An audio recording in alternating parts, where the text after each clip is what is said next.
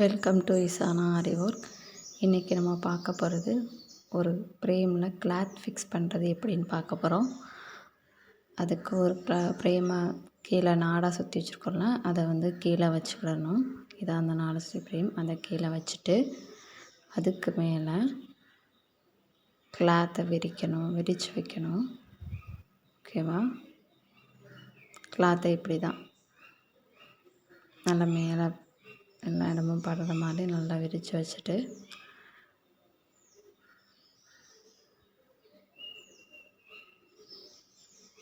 வச்சாச்சு. அதுக்கு மேலே இந்த க்ரீன் கலர் ஃபோல்டு போட்டு ஒன்று இருக்குல்ல, இதை வச்சு மேலே வச்சு அழுத்தணும். அழுத்துனீங்கன்னா ஃப்ரேமில் கிளாத் ஃபிக்ஸ் ஆயிரும். நல்லா டைட்டாக அழுத்துங்க. நாலா பக்கமும் அழுத்தி விடுங்க. ஃபிக்ஸ் ஆயிரும். நெக்ஸ்ட்டு ஃப்ரேமில் கிளாத் ஃபிக்ஸ் ஆகிட்டு ஃப்ரேமில் இப்படி ஆரி ப்ராக்டிக்ஸ் ஃப்ரேமில் கிளாத் இப்படி லூஸாக இருக்கக்கூடாது. அதுக்கு மேலே இருக்க ஃபோல்டரை டைட் பண்ணிவிட்டு 2 கிளாத்தை நல்லா நாலா பக்கமும் இழுத்து விடணும். அதுக்கு 2 பெருவிரல் இப்படி வச்சுட்டு பின்னாடி ஒரு கை வச்சுட்டு மெதுவாக நல்லா இழுத்து விடுங்க. ரொம்ப டைட்டாக எடுத்திங்கன்னா கிளாத்து டேமேஜ் ஆயிரும். ஓகேவா?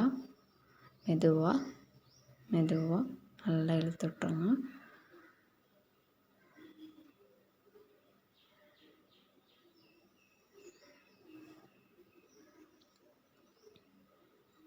நாலா பக்கம் நல்லா இழுத்துட்டு எவ்வளோ லூஸ் இருக்குது பாருங்கள். நீங்கள் மெதுவாக பொறுமையாக இழுத்து விடுங்க. ரொம்ப இழுத்திங்கன்னா கிளாத் டேமேஜ் ஆயிரும். ஓகேவா? இப்போது ஃப்ரேமில் கிளாத் நல்லா டைட்டாக ஃபிக்ஸ் பண்ணியாச்சு.